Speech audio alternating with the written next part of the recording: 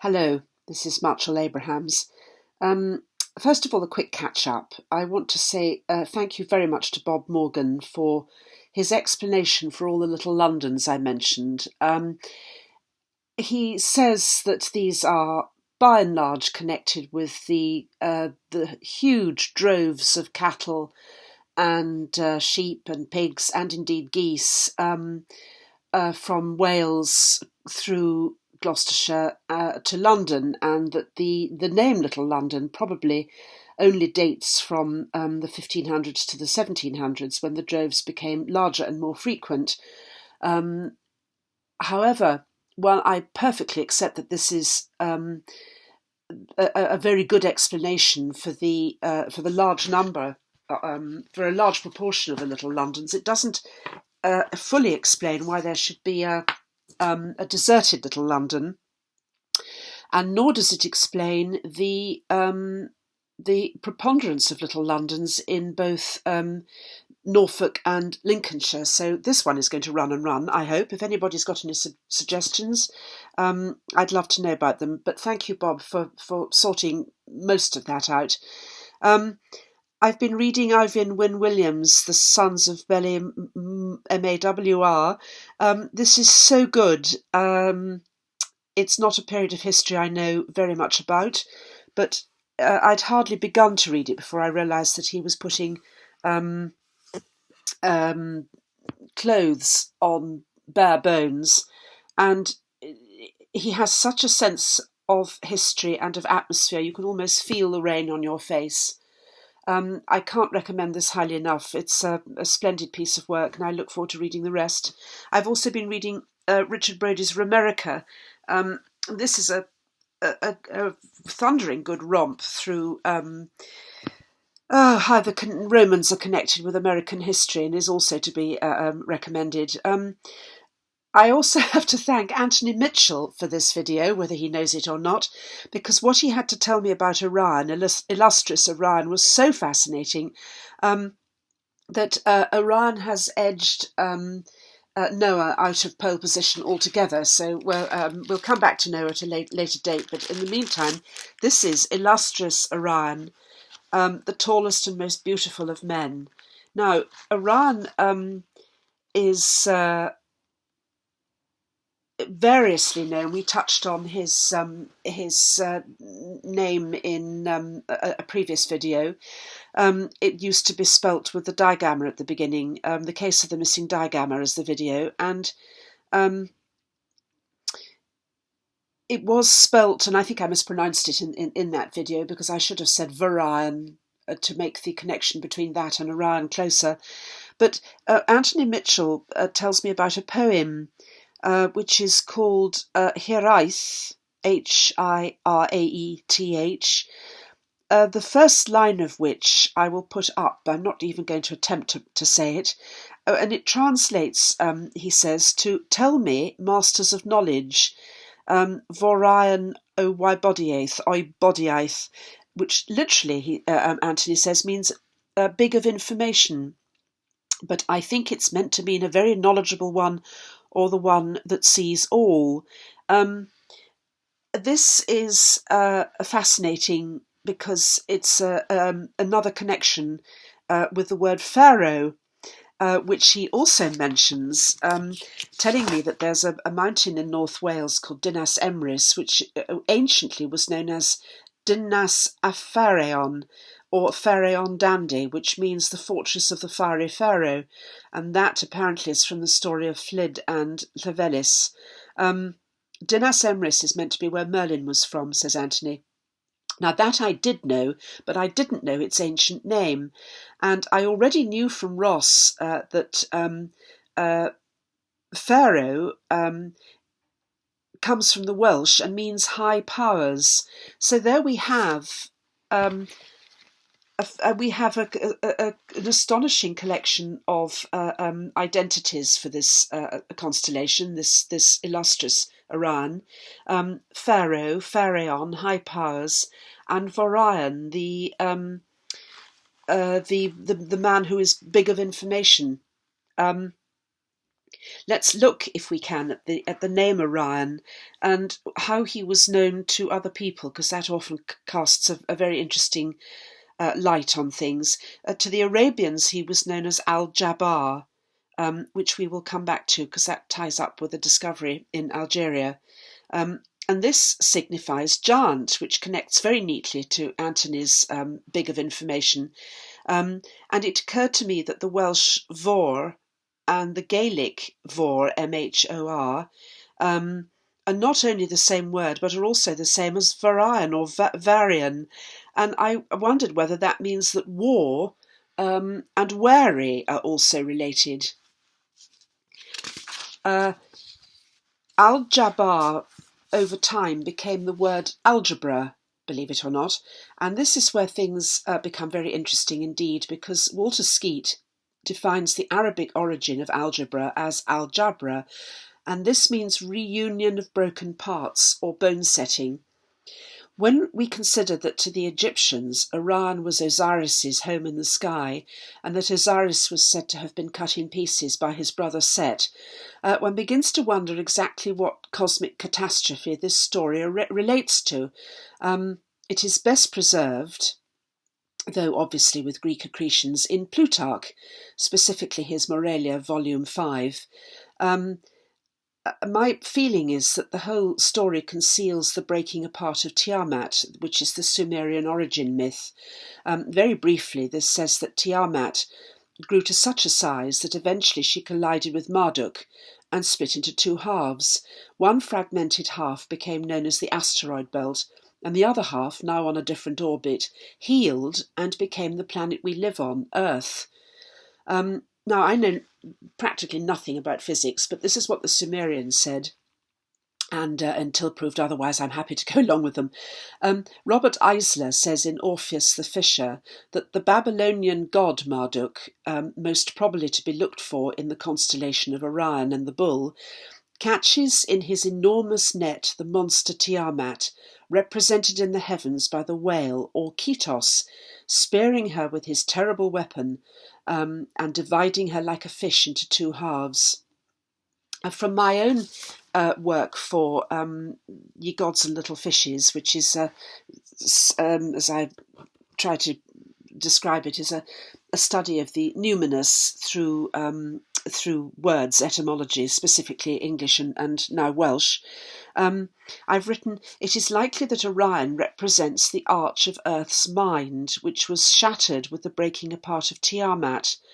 This arch, we remember the algebra part of things, which represents mathematical, theoretical side of things.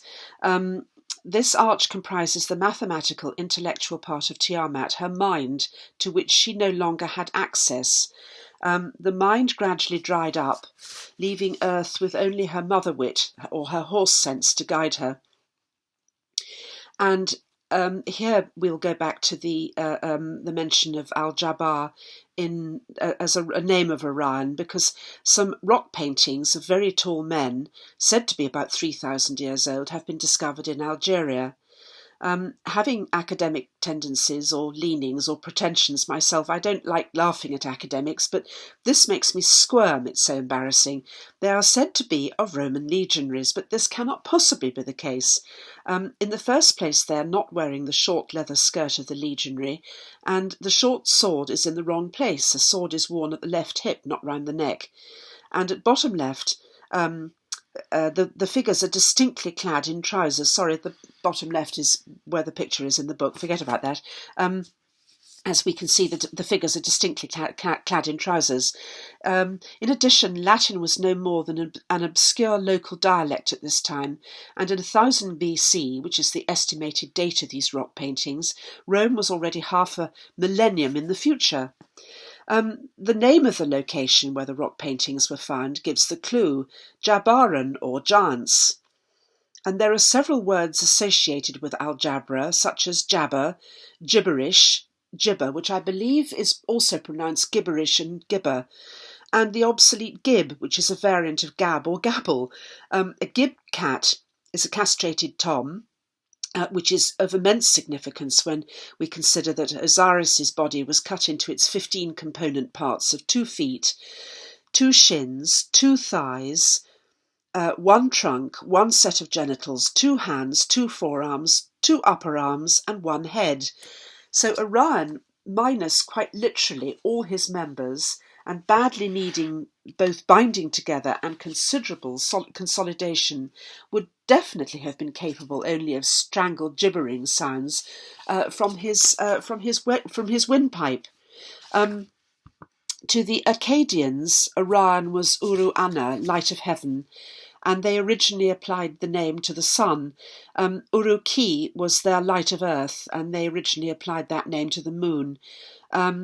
Orion's mace or club connects him to the storm god Tarhun, and Taran is Welsh for thunder to this day. Tarhun is Daranwy in British. He's also the Gaulish god Taranis, and Hugh Evans, in his Origin of the Zodiac, has noted that Orion's layout in the heavens is repeated in Tarhun's posture. Orion's connection to the storm god, which has been noted from antiquity, is intensified when we think that urine, which has a specific meaning to us, originally simply meant water. Is still water, among other things, in Sumerian, with a specific sense of flooding. And itself, the place being just above the marshes of the Red Sea, was prone to flooding. And is also the Basque for water, or I can't remember the name, Euskara they call their own language. I think I've got that right. And there is also connection here with both Enoch and Jesu, both known as the Rainmakers. Can't find the source for that.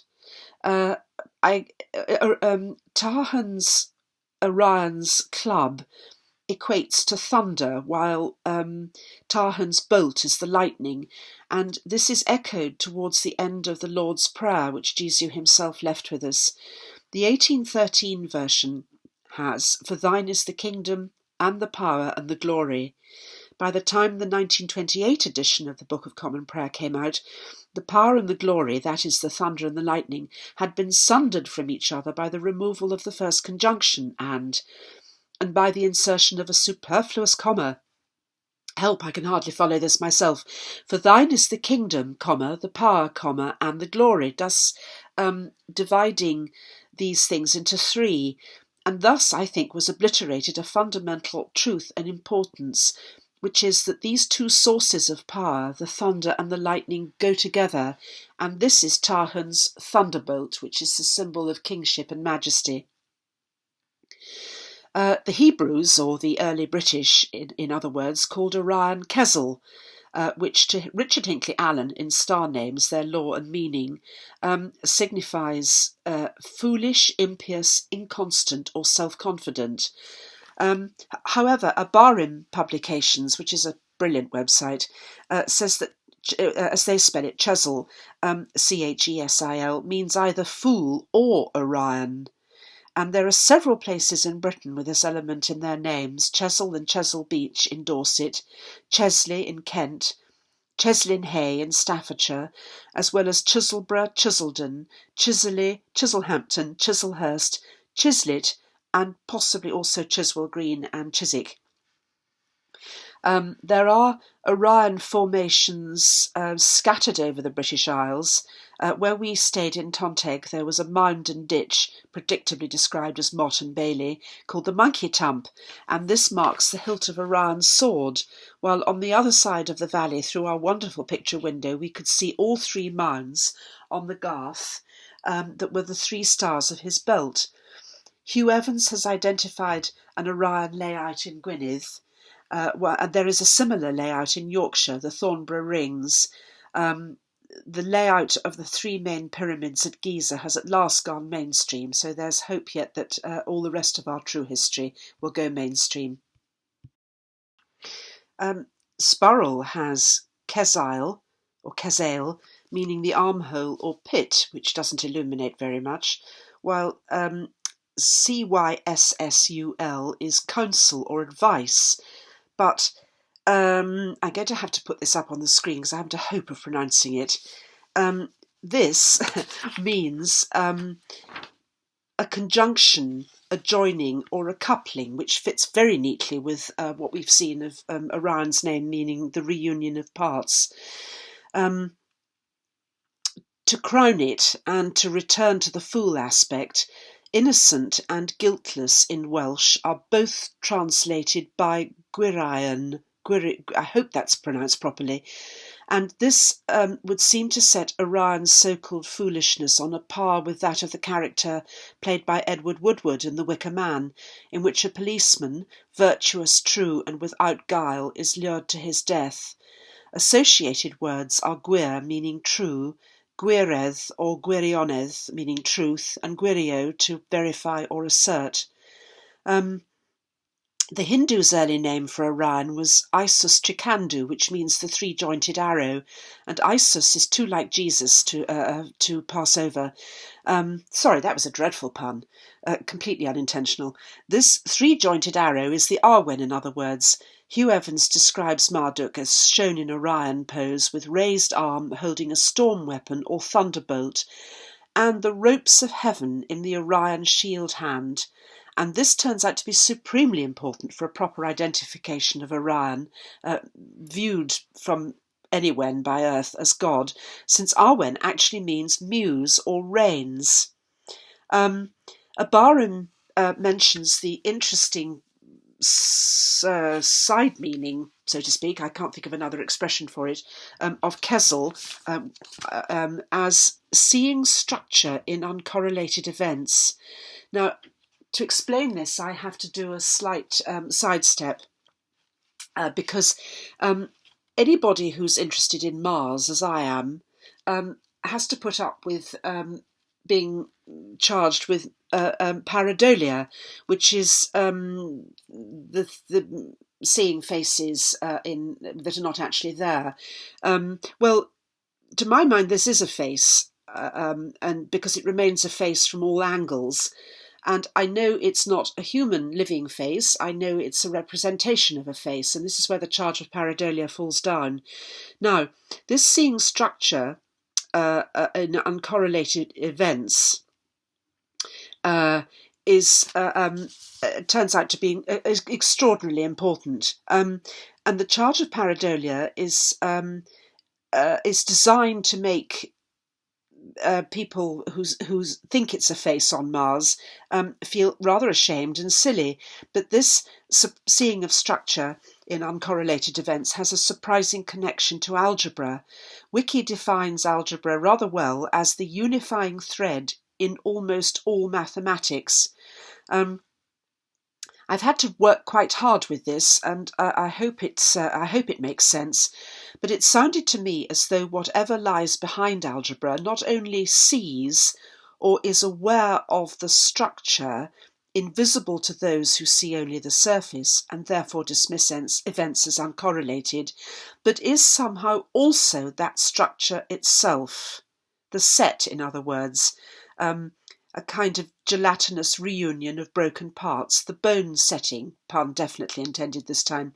Orion, then, seems to be both Osiris and Set, his own cohesive element in a cosmic structure in the heavens, and therefore of a social structure on Earth, with all the component parts of the set once more comfortably in their appointed places as they were pre-Tiamat, before she was smashed into the asteroid belt and Earth. Let us hope that this is one level of human evolution further up, and this way, the right way round. This bone setting, this reunion of broken parts, is said only to stem from the Arabs' knowledge of medicine in the 9th century AD, when algebra was known as the science of restoring and balance, full health of mind, body and spirit, in other words.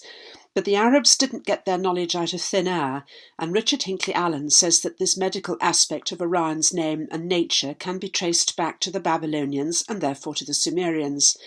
There is hard evidence to back up this regenerative nature of Orion Osiris, and that is that his sword, which of course is a polite euphemism, what Hugh Evans describes in The Origin of the Zodiac as the Horn of Plenty, is actually a stellar nursery, and this is the term used by astronomers to describe a place where stars originate. If we look at what has happened to the word silly over the centuries, as it has degenerated from its original meaning of happy or blithe, it's a cognate of the German selig, which means blessed, to its present definition of feeble-minded or lacking in reason, we can really only reflect on how much this degeneration says about humanity's debasement over the centuries and decrease in understanding. In other words, and to return both to the fool aspect of Orion as well as to the innocent lamb to the slaughter aspect of Jesu, and as the old song Martin Said to His Man puts it, who's the fool now? Well, that's Orion. I do go into this and other things much more deeply in Ye Gods and Little Fishes, but there I hope is a taster to get you interested in this fascinating constellation which has meant so much to mankind for so very long. Enormous thanks to everybody who's given me such help and encouragement. And I promise I will come back to Noah and Torbay, because that really is a story to be dealt with. But a welcome also to new subscribers and current subscribers. And thank you very much indeed for watching, as ever.